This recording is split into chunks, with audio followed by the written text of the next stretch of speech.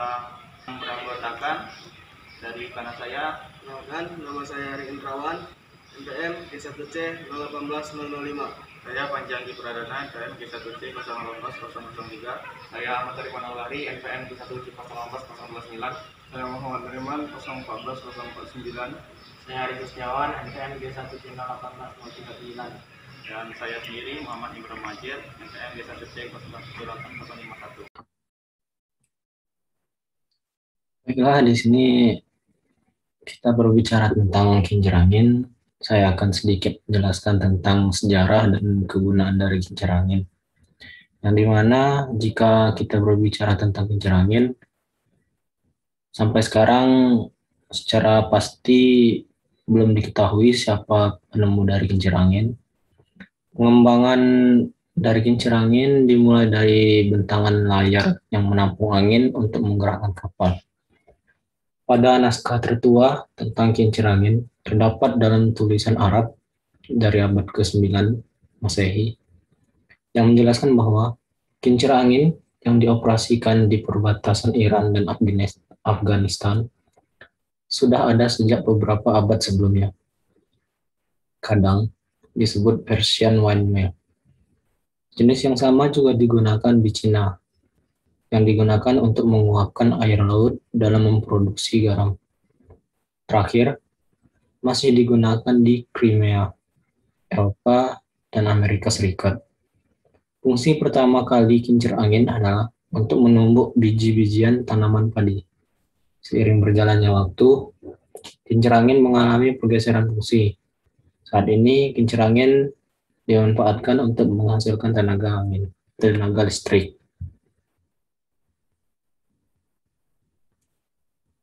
Untuk kincir angin pertama kali digunakan untuk membangkitkan listrik dibangun oleh P. Lacour dari Denmark di akhir abad ke-19 setelah Perang Dunia I. Layar dengan penampang melintang menyerupai sudut propeller pesawat sekarang disebut kincir angin tipe propeller atau turbin. Eksperimen kincir angin sudut kembar dilakukan di Amerika Serikat tahun 1940. Ukurannya sangat besar yang disebut mesin Smith-Fatman karena dirancang oleh Palmer-Fatman yang memiliki kapasitas 1,2 megawatt yang dibuat oleh Morgan Smith Company dari York, Pennsylvania yang berdiameter propellernya 175 feet atau 55 meter, yang beratnya mencapai 18 ton dan menaranya setinggi 100 feet atau 34 meter. Kincir angin yang menghasilkan listrik bekerja berdasarkan adanya prime mover atau pergerakan mula, yaitu angin. Angin mampu menjadi penggerak awal di mana ia berperan sebagai mekanik yang menggerakkan turbin yang telah dihubungkan ke generator untuk menghasilkan energi listrik. Di mana kita ketahui, generator mampu mengubah energi gerak menjadi energi listrik. Energi gerak dari kincir angin adalah angin yang akhirnya mampu menjadi energi listrik. Perlu diketahui, sebuah studi yang diterbitkan pada 2018 menyebutkan bahwa 8 negara terbesar pengguna tenaga angin di dunia pada tahun 2017 adalah yang pertama untuk memuncakinya adalah Cina, di mana Cina memegang kendali untuk pengguna tenaga angin pada tahun 2017 dengan total kapasitas terpasang 188,39 gigawatt. Yang kedua adalah Amerika Serikat dengan total kapasitas terpasang 89,07 gigawatt.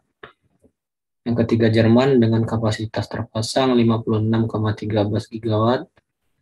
Disusul dengan India dengan total kapasitas terpasang 30,84 gigawatt.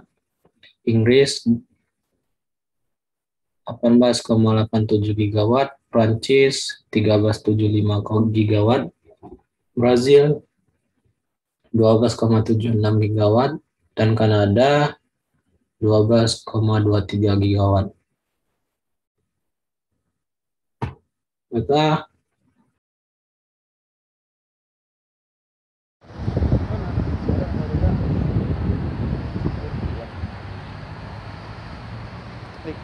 Enggak berapa detik jadinya?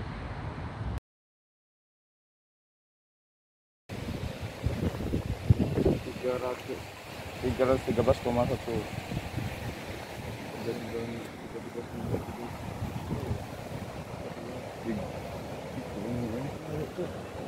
Tiga 50,2. 331. Nggak diomongkan galau ini ya nih. Tidak mencari yang tengah-tengah aja, Pak. Cari yang tengah-tengah. Cuma nggak baca stop ya. Nggak balik. Jangan narik pakai kamera. Itu apa namanya itu? Ambil yang data pertama.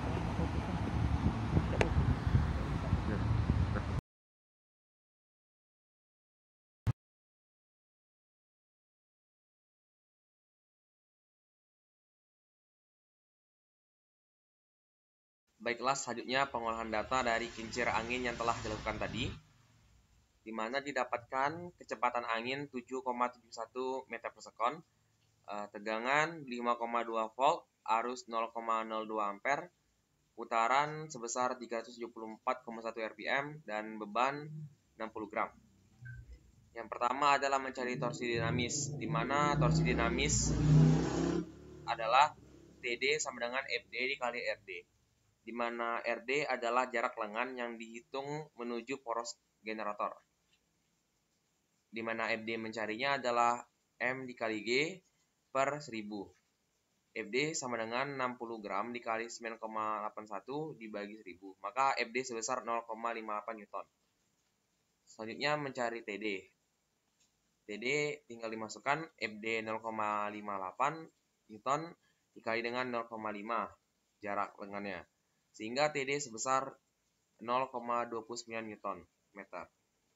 Selanjutnya mencari luas penampang kincir, di mana rumusnya A sama dengan D dikali dengan T, di mana D adalah diameter kincir yang dihitung sebagai panjang kincir. Sebelum itu kita harus menentukan nilai ini, cos 12 derajat dikali 50 cm.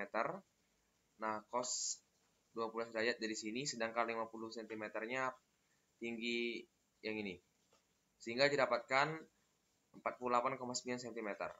Selanjutnya mencari T, di mana T itu adalah tinggi bentangan sudu tertinggi, di mana T sama dengan 48,9 dikali 2 ditambah 5 cm, sehingga T sama dengan 102,8 cm atau 1,028 meter. Selanjutnya mencari A, D dikali dengan T, di mana D 0,558 dikali 1,028 meter, sehingga A sama dengan 0,56 meter square. Selanjutnya mencari daya angin yang diterima, di mana rumusannya adalah P input sama dengan 0,6 dikali dengan A dikali dengan P pangkat 3, di mana P input sama dengan 0,6 dikali dengan 0,56 dikali dengan 7,71 pangkat 3, sehingga daya angin yang diterima sebesar 145,74 watt. Selanjutnya mencari daya poros, di mana rumus daya poros adalah PP sama dengan 2Pi dikali N per 60 dikali dengan TD. PP sama dengan 2Pi dikali 374,1 dibagi 60 dikali 0,29, sehingga daya poros sebesar 11,35 watt.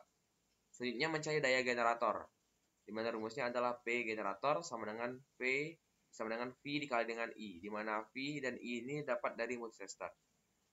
P sebesar 5,2 volt dan I sebesar 0,02 ampere, sehingga daya generator sebesar 0,104 watt. Selanjutnya mencari efisiensi, di mana efisiensi sama dengan P generator dibagi dengan P input dikali 100%. P generator 0,104 dibagi dengan 145,74 dikali dengan 100%, sehingga efisiensi sebesar 0,071%. Selanjutnya mencari koefisien daya atau CP. CP rumusannya sama dengan CP sama dengan PP dibagi P input dikali dengan 100%. Tinggal dimasukkan CP 11,35 dibagi 145,74 dikali dengan 100%. Sehingga setelah dikalkulasikan, koefisien daya atau CP sebesar 7,78%. Baiklah, seperti itu penjelasan dari pengolahan data dari kincir angin. Terima kasih.